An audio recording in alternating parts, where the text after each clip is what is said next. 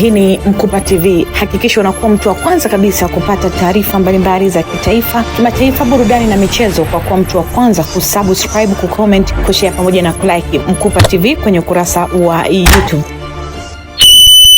Serikali kupitia Wizara ya Madini imefanya marekebisho ya kanuni za ushirikishwaji wa Tanzania za mwaka 2018 ambapo Tume ya Madini mara kwa mara itatangaza kupitia kanuni ya 13A kubwa orodha ya bidhaa na huduma ambazo zitatakiwa kutolewa na kampuni za Kitanzania ambazo zinamilikiwa kwa 100% na Watanzania, lengo likiwa ni kuongeza wigo wa ushiriki wa Tanzania kwenye sekta ya madini kwa manufaa mapana ya taifa. Kwa awamu ya kwanza, tarehe 14 mwezi wa 11 mwaka 2025, Tume ya Madini ilitangaza orodha ya bidhaa na huduma zinazotakiwa kutolewa na kampuni zinazomilikiwa na kampuni za Kitanzania kwa 100%. Nitoe fursa hii kutoa rai kwa Watanzania kuendelea kuhakikisha wanapata utaalamu sahihi unaohitajika katika shughuli za madini ili kuweza kuwa miongoni mwa wanaostahili kupatiwa fursa za ajira katika migodi sambamba na fursa za utoaji wa huduma katika miradi hiyo.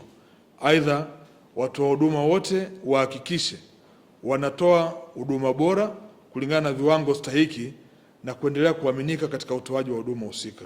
Nasisitize wawekezaji wote kuzingatia sheria ya madini sura ya 123 na utekelezaji wa kanuni za local content sambamba na kuwataka Watanzania kuchangamkia fursa mbalimbali zilizopo katika miradi ya madini ili kukabiliana na changamoto ya ajira kwa manufaa ya mtu mmoja mmoja na taifa kwa ujumla.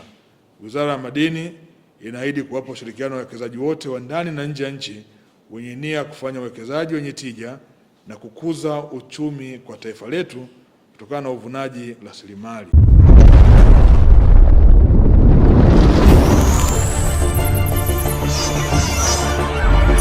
Hii ni Mkupa TV. Hakikisha unakuwa mtu wa kwanza kabisa kupata taarifa mbalimbali za kitaifa, kimataifa, burudani na michezo kwa kuwa mtu wa kwanza kusubscribe, kucomment, kushare pamoja na kulike Mkupa TV kwenye ukurasa wa YouTube.